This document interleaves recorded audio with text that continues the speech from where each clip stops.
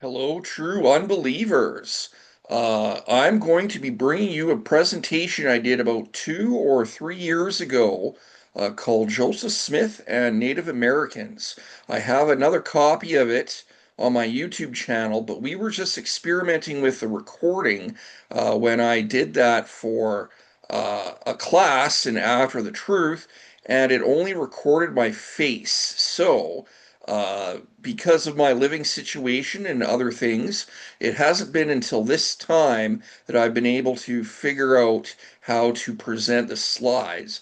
So in this version, you will be able to see the slides and what it is I'm talking about. But I'm going to leave the other version up as well because I really like the comments from the peanut gallery in that version, and we may be uploading another version where I redo that presentation with comments from the peanut gallery. But this today will just be me doing it. I do intend to release my part two of Was the Book of Mormon Ancient Scripture or 19th Century Text? But I wanted to get this one up there because it's been long overdue since I recorded this presentation with the slides available. So let's dive right in here. I'm going to share my screen. Share. I'm not going to put it in present mode um, because I'm going to be clicking on different tabs up here. But this is my presentation, Joseph Smith and Native Americans for Truth and Reconciliation Day or month. So, brief history of the Lost Ten Tribes and Mound Builder myth. So, main source, the Book of Mormon and Indian Origins by Dan Vogel. When biblical believing settlers, came to America, they were confronted with the mystery of First Nations, that's what we call them here in Canada, people, and how to fit their existence within the framework of a historical genesis. So a bunch of settlers get here. There's a bunch of indigenous tribes. They believe that the Bible is historical. How did these people get here? Where are they from? How do they fit into the Adam and Eve story? Do they even need salvation? These are hot topics in the American continents when Christian settlers get to the Americas in 1492 and beyond. Manasseh ben Israel. Manasseh ben Israel, 1604 to 1657, was convinced by a friend that South American tribes were descendants of the lost 10 tribes of Israel. He wrote a paper called Hope of Israel in 1652. So here he is on Wikipedia. Again, this is good for general information. If you're you're using Wikipedia, go look at the sources. Go pull up more research. If you catch anything wrong, let me know in the comments. Change it. Okay, so was born in La Rochelle in 1604 with the name Manuel Diaz Soeiro. I don't know how to pronounce that. A year after his parents had left mainland Portugal because of the Inquisition. So basically, it'll tell you all about its life and give you that information. He sees the South American pyramids and the Central American pyramids, the Mayan, the Aztec, and Inca and whatnot. It says that looks Egyptian. That looks Hebrew because they have pictographs, which were, hieroglyphic in nature. Although we know now that the hieroglyphs are completely indigenous to their own style. So, that's what people were thinking when they were looking at these things and tying them back to a historical genesis before we learned how to translate them. Okay, other aspiring historians and geographers wrote books on Native Americans being Israelite descent, such as James Adair, Thomas Thorogood, and founding father Elias Boudinot. These were well-established writings at the time. After many of the North American mound builders, Pocahontas is a mound builder princess. Did you know that? died from communicable diseases brought by Europeans, and some generations past, it was often speculated on who built the magnificent earthworks in Heartland America, because 80% of the population died accidentally when European settlers came to the Americas. There may have been, some germ warfare going on, but I think for the most part it was unintentional. That's just what happens when cultures meet, and the First Nations people did not build up the immunities or antibodies to a lot of the old world diseases that Europeans brought with them. So it was, for the most part, an accident. Okay, so we have View the Hebrews. The idea of James Adair, Humboldt, Boudinot, and others were compiled by Ethan Smith in his 1823 book, View of the Hebrews, of which I have a copy. Ethan Smith was compiling what he thought was empirical evidence for the lost Israelite theory. Oliver Cowdery was a member of Ethan Smith's congregation in Poultney, Vermont. No connection there. Ethan was also an alumni of Dartmouth College, where Hiram attended. So it says 1823, that says 1825. It's not a mistake. This is the updated second edition. So when I was talking in my the original video, you couldn't see the slides, but this is the mystic symbol, the two ticks with a line through it, and the two ticks on the other side. That is from a book called Mark of the Michigan Mound Builders, which I have a copy, and I've read it. So this is part of the Michigan relics. I forget who created them, but you can also look it up on Wikipedia. The Heartlanders really like the Michigan relics, and a lot of them are in private collections, but mainstream scientists are of the position that these were manufactured. I think there was a guy named Soper or Roper who supposedly created them. Um, oh, what's his name? He wrote Believing the Christ, LDS Apostle.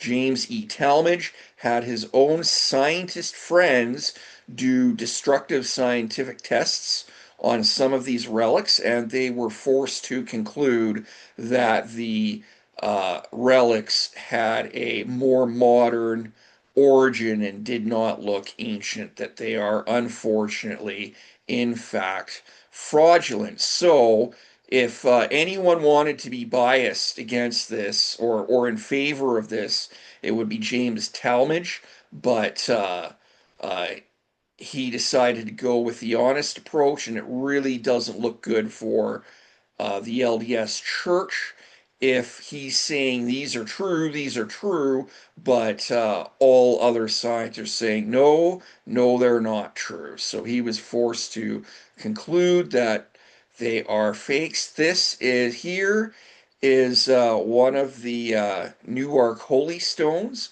I believe that's supposed to be Paleo Hebrew.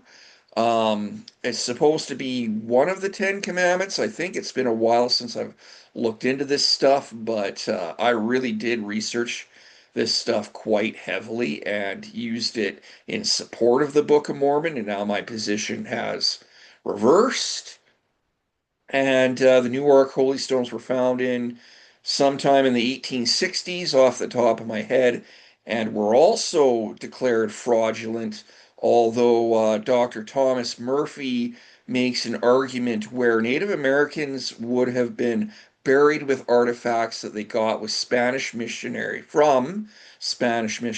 Sorry, I might be talking too fast. There's a lot of material to cover, and they wanted to be buried with stuff that they got from them. So if you dig up a mound and you see Spanish pieces of silver or a sword or the hilt of a sword or a stone with Paleo Hebrew in it, that does not necessarily mean it was pre-Columbus. It could have been and probably was post-Columbus because there's 200 years of Christianization between 1492 and 1830 when the Book of Mormon is produced. A lot can happen in 200 years.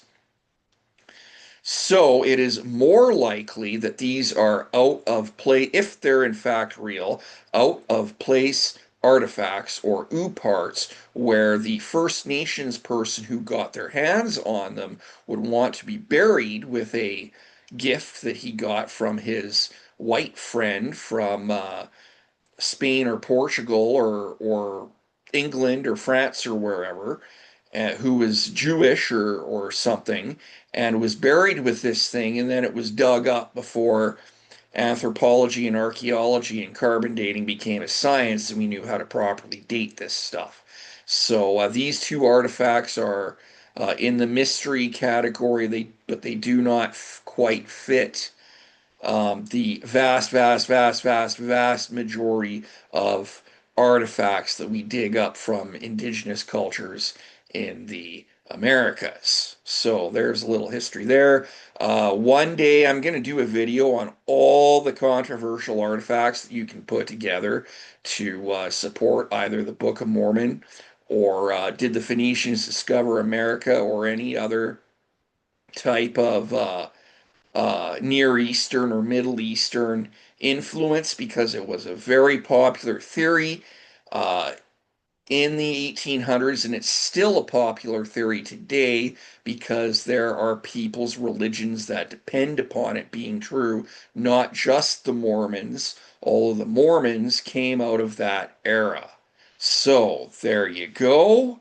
Moving on to the next slide. Samson Occum, 1723 to 1792. Samson Occum, I spelt it wrong, was a First Nations minister and preacher who was educated by Dartmouth University and raised money for the school. He preached all over New England and New York, plus he made several trips to Europe and preached there. So this guy went to England. He's probably one of the first Native Americans to go overseas, maybe. I'm not too sure about that, actually, but there you go. See main article, Sansamokum. Yeah, I did spell it wrong.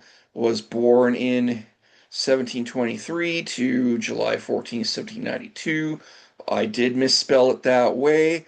Occum was the second Native American to publish his writings in English after son-in-law Joseph Johnson, who also went to Dartmouth, whose letter to Moses Paul, published April 1772, preceded Occum's by 6 months.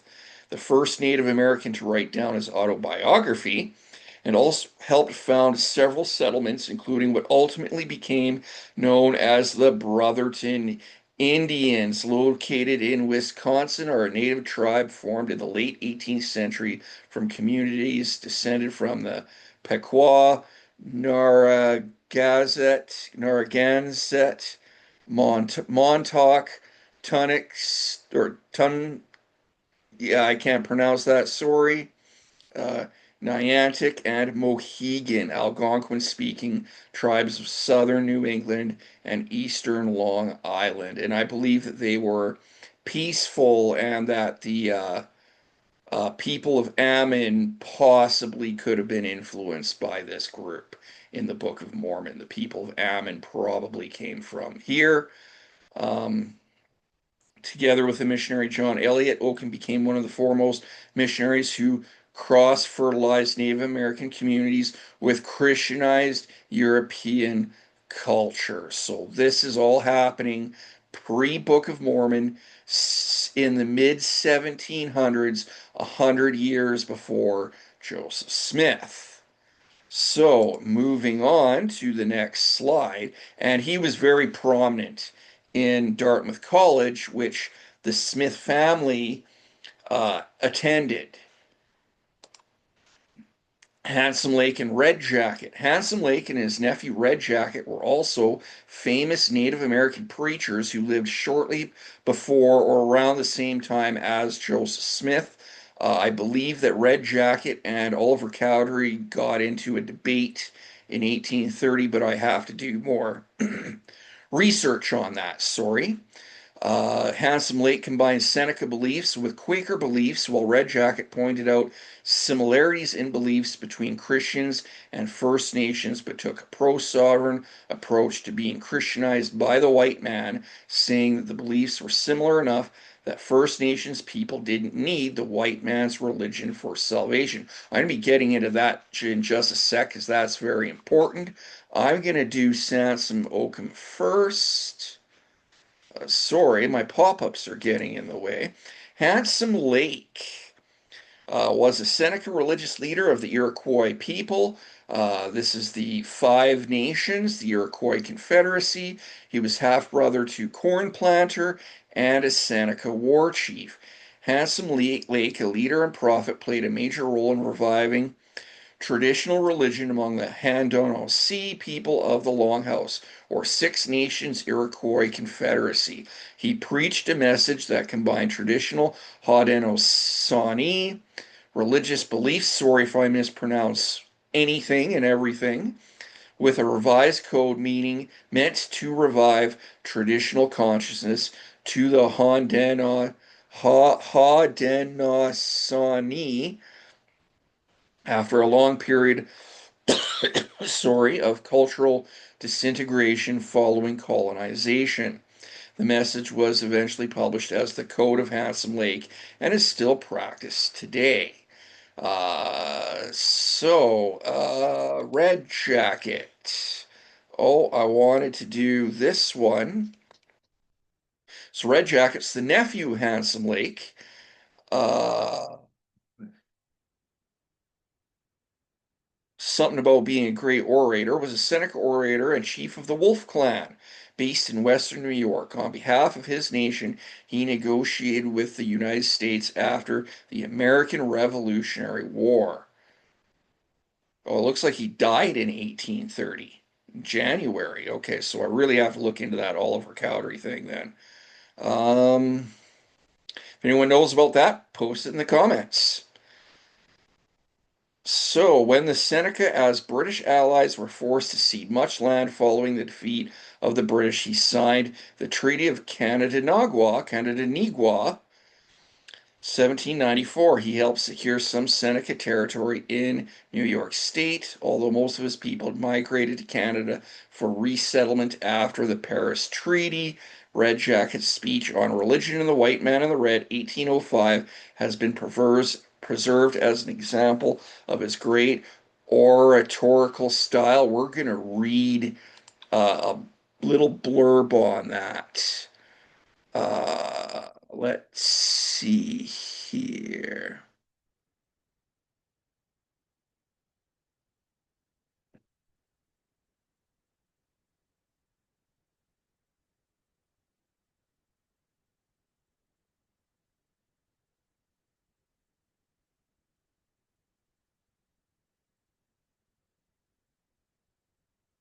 Yeah, there's a key paragraph I want to read in here. I just have to find it.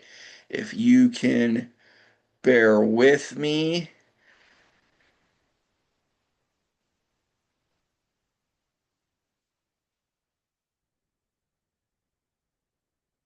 This is very powerful. I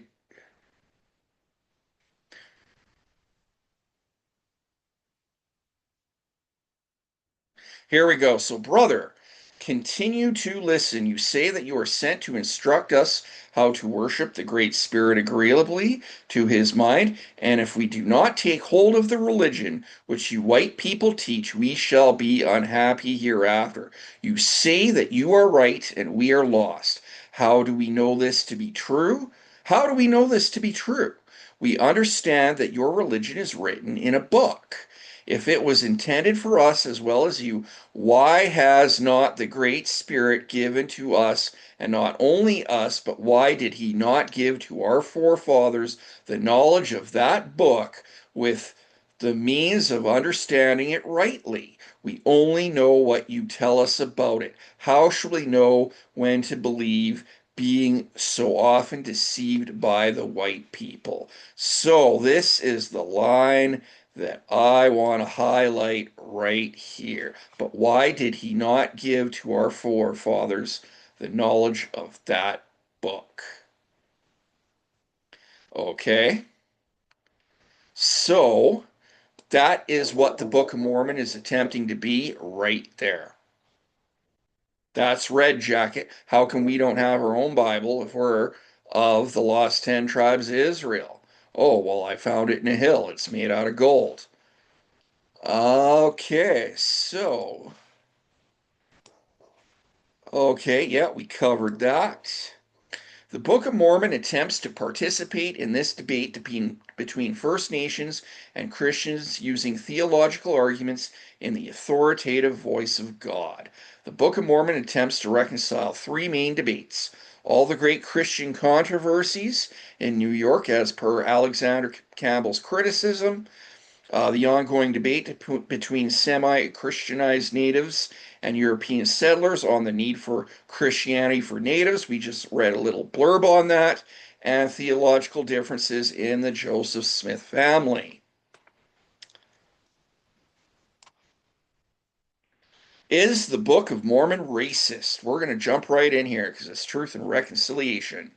So, 2 Nephi 5:21, and he caused the cursing to come upon them, yea, even a sore cursing, because of their iniquity. For behold, they had hardened their hearts against him, and they had become like unto a flint. Wherefore, as they were white and exceedingly fair and delightsome, that they may not be enticing unto my people, the Lord God did cause a skin of blackness to come upon them. And then it goes on further to say, and they became a dark and filthy and loathsome people full of mischief and idleness. So Mormons today will try to say it's not about skin color, dude, and give examples where skin didn't mean skin. Skin means skin. Uh, we're going to get into that too. We're going to get into the Mark of Cain, the curse of Cain, the Baptist movement justifying slavery, the whole works. So uh, Joseph Smith is riffing off the Mark of Cain, Curse of Cain idea and creating it for Laman and Lemuel, who apostatize against God, and their children are cursed with this skin of blackness, and they become a dark, filthy, and loathsome people full of mischief and idleness. Very stereotypical perceptions of Native Americans at the time, especially when they're wearing loincloths and hooting and hollering and hunting buffalo and shooting deer and not farming like Christians, not farming Christian crops. And, they're living like savages. And then in 3rd Nephi, chapter 2, 14 and 15.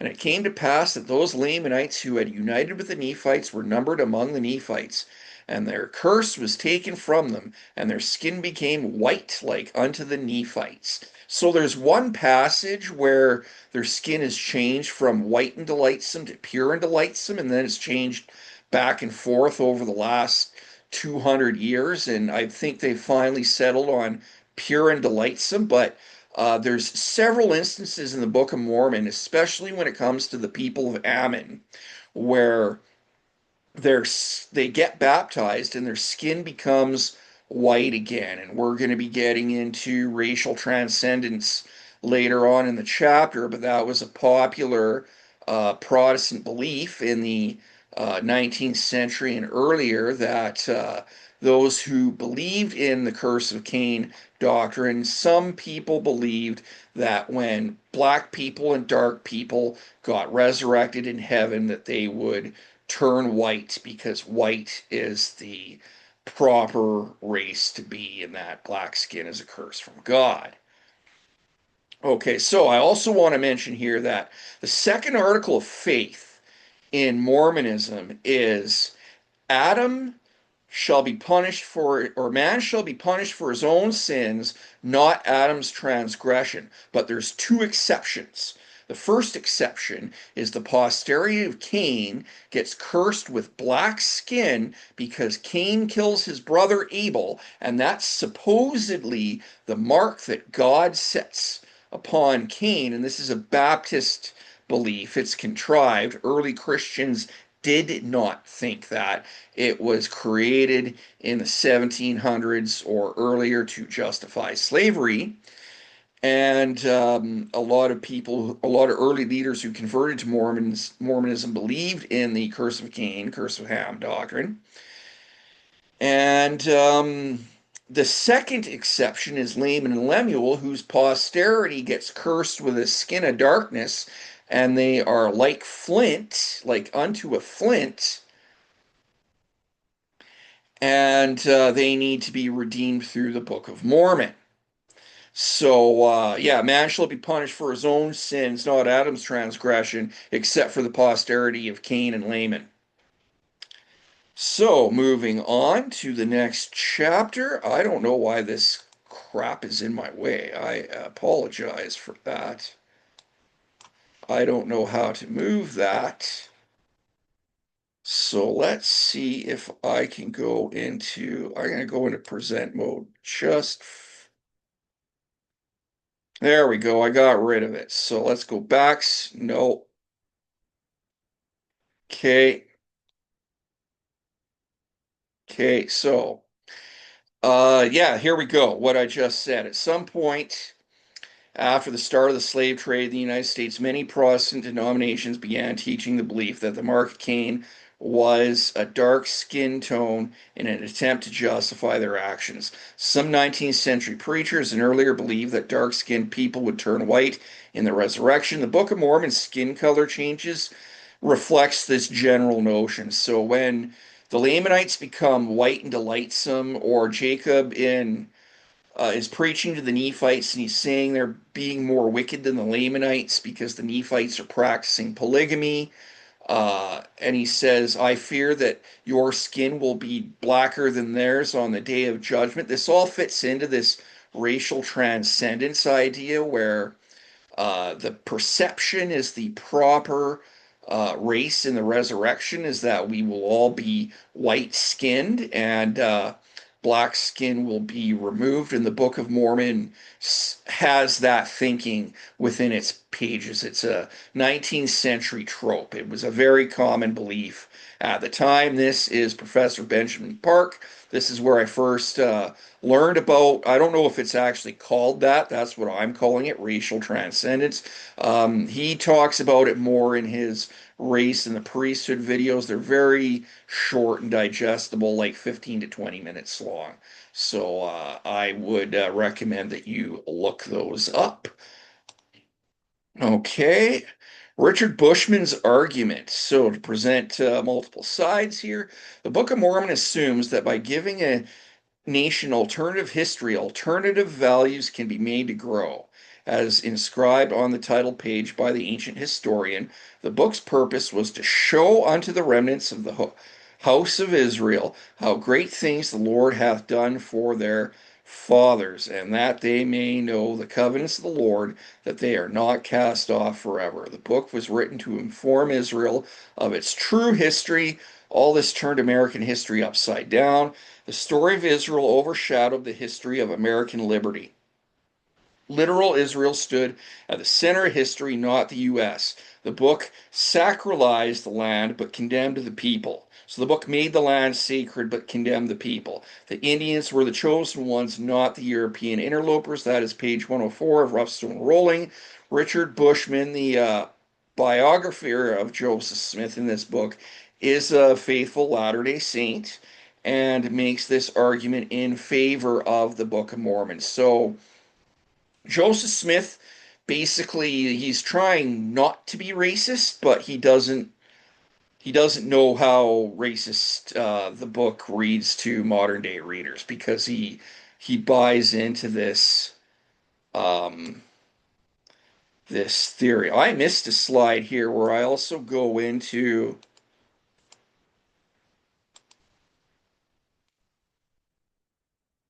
Okay, yeah, I missed this slide right here. The double speak. Behold, hath the Lord, this is 2 Nephi 26, 28 and 33. Behold, hath the Lord commanded any that they should not partake of his goodness? I say unto you, nay. But all men are privileged like unto one unto another, and none are forbidden. For none of these iniquities come of the Lord, not cometh, for he doeth. So it's inconsistent in its King Jameseth here. This should be cometh, for he iniquities come of the Lord, for he doeth that which is good among the children of men, and he doeth nothing save it be plain unto the children of men, and he inviteth them all to cometh unto him and partake of his goodness, and he denieth none that cometh unto him, black and white, bond and free, male and female, and he remembereth the heathen, and all are alike unto God, both the Jew and the Gentile. So the Book of Mormon is trying to portray this all are equal unto God, but it believes in this 19th century notion that dark skin is a curse. And I wanted to go back here. The other point I forgot that I made in my other video is that in this verse here, the Lord had caused a skin of blackness to come upon them because he did not want the Nephites to interbreed with the Lamanites. That's the reason for the curse. So God created racism and miscegenization, racial endogamy, and white supremacy to prevent the white and delightsome Jewish Nephites from interbreeding with their dark and loathsome cousins. Oh, and God populated the Americas by way of incest, which also seems to be a major part of his plan. So yeah, God invented racism. That's why we have light skin and dark skin, is because he did not want white people interbreeding with dark people. Heaven forbid if that should ever happen.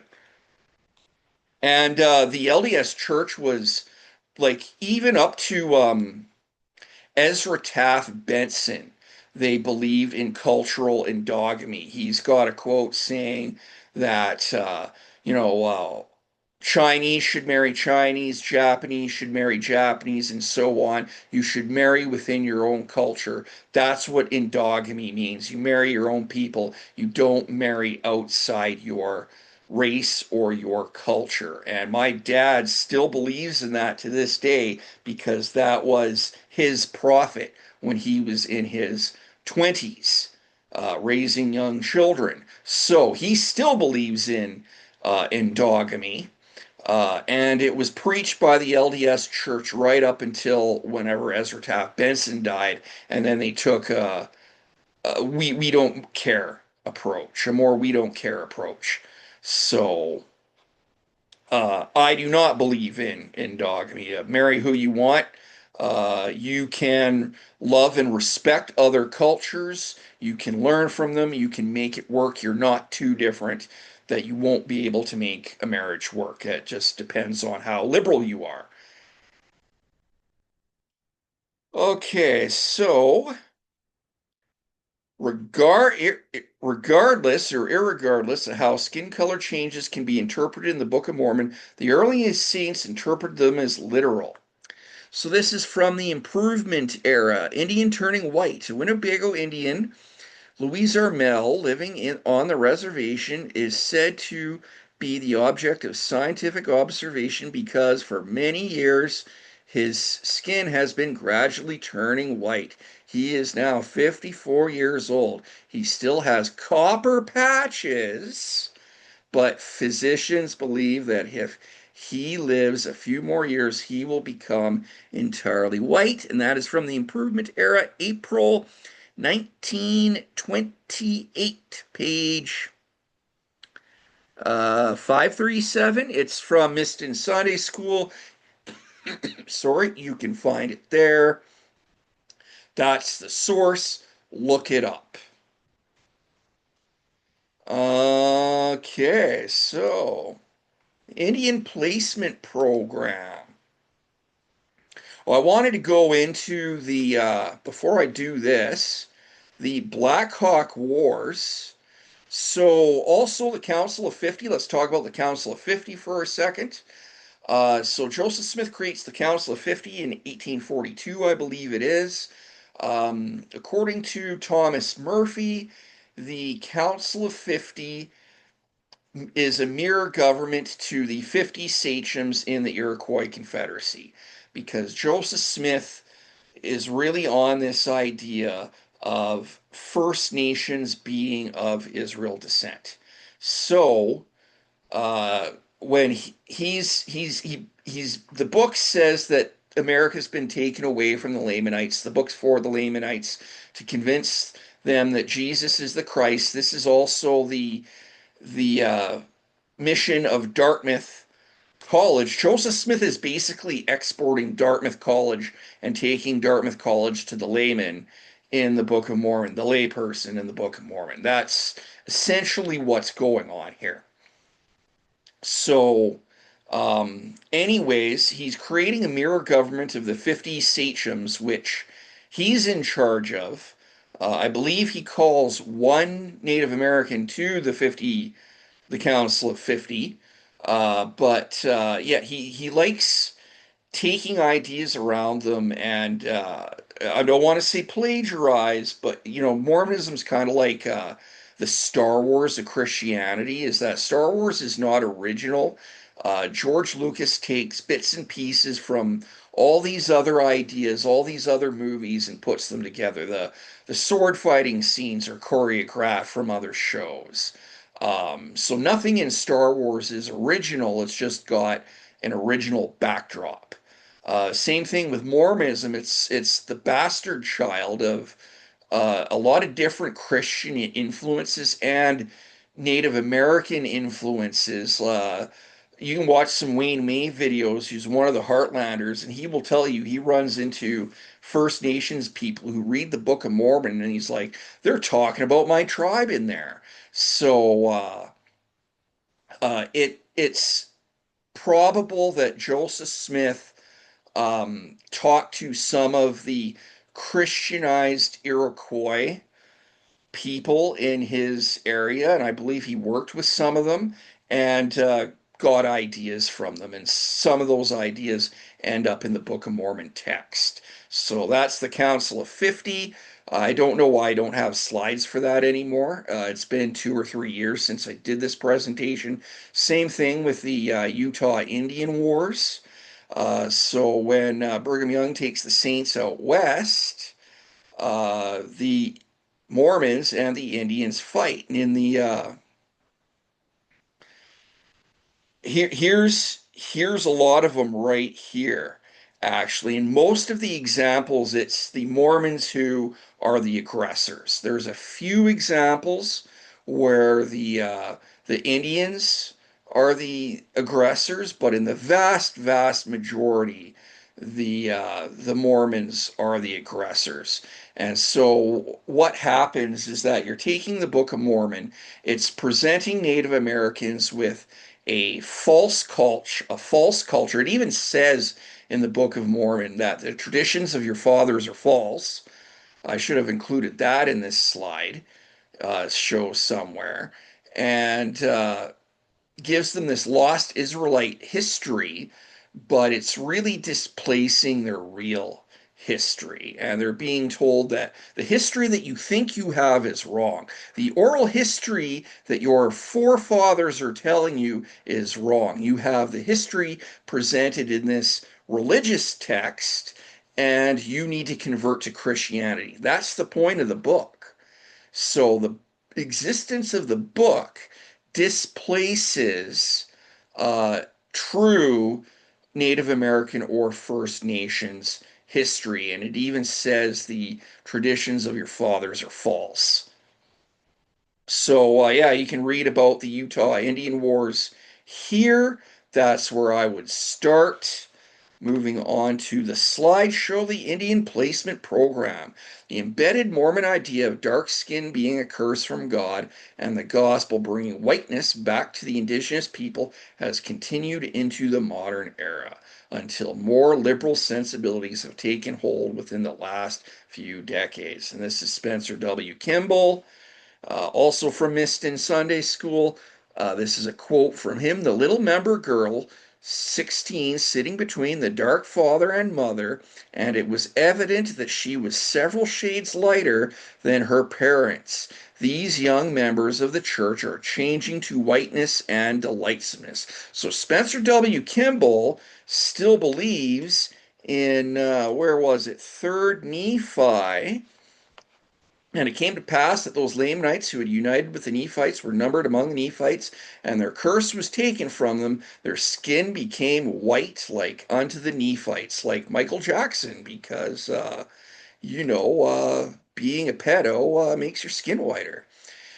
So, um, yeah, her skin several shades lighter because she's with a Mormon family taken from her dark-skinned father and dark-skinned mother, placed within a Mormon home and raised with the Mormon gospel. So he believes that the curse is slowly lifting from her. She may have a few copper patches when it's all said and done, but we're not going to quibble over a few copper patches, are we? Okay, it is okay. So they don't think that now they know that in, oh, I think that's in this slide. Yes, it is. So it's been known as early as 1985, I just looked this up, that First Nations DNA is largely Asiatic. No Hebrew DNA can be found pre-Columbus.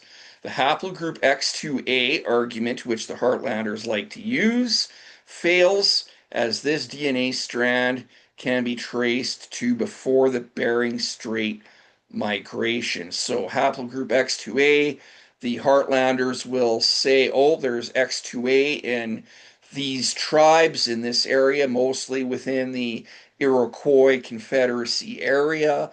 That means the church is true. Well, haplogroup X2A, which is largely found in the Near East, they can trace that through the Bering Strait migration. So the DNA entered, haplogroup X2A entered the Mongolian DNA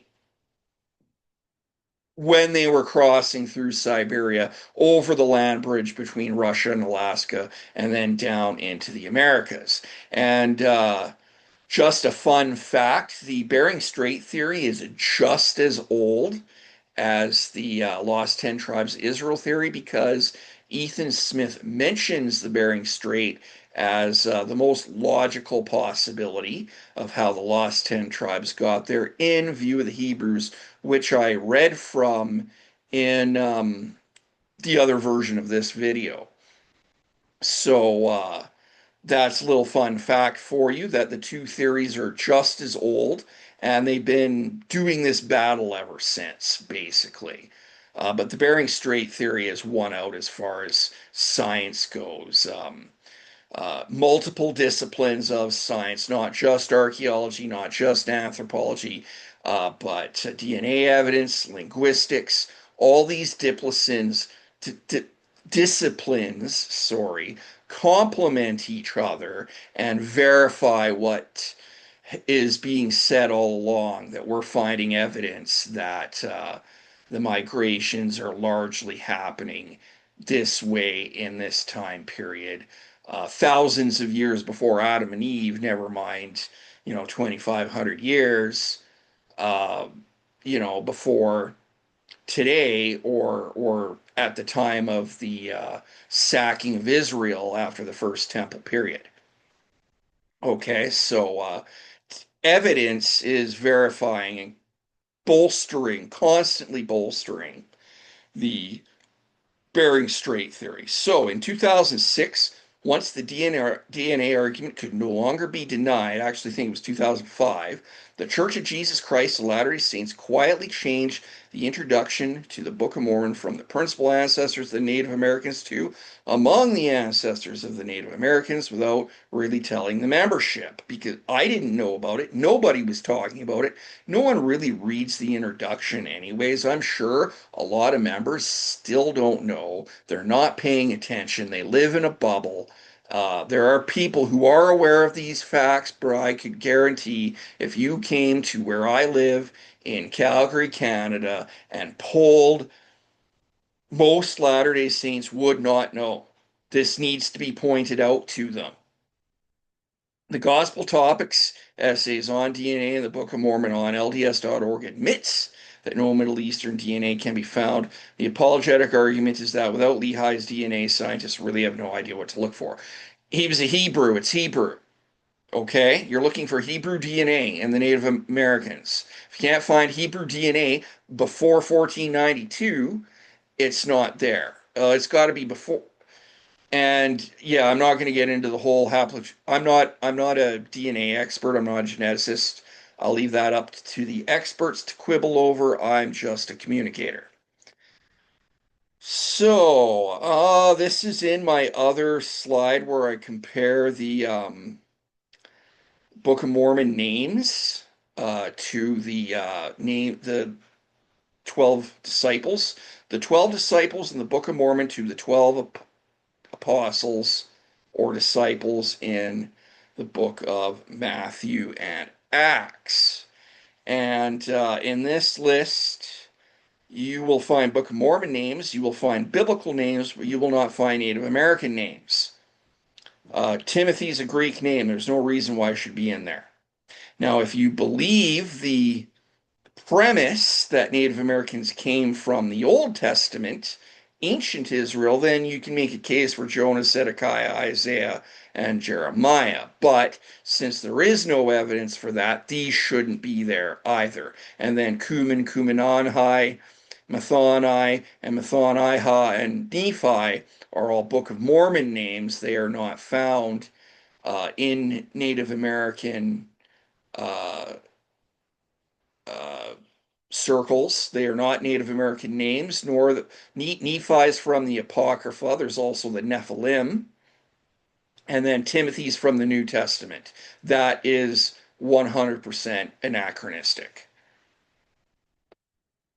Okay, so, and then my last slide here.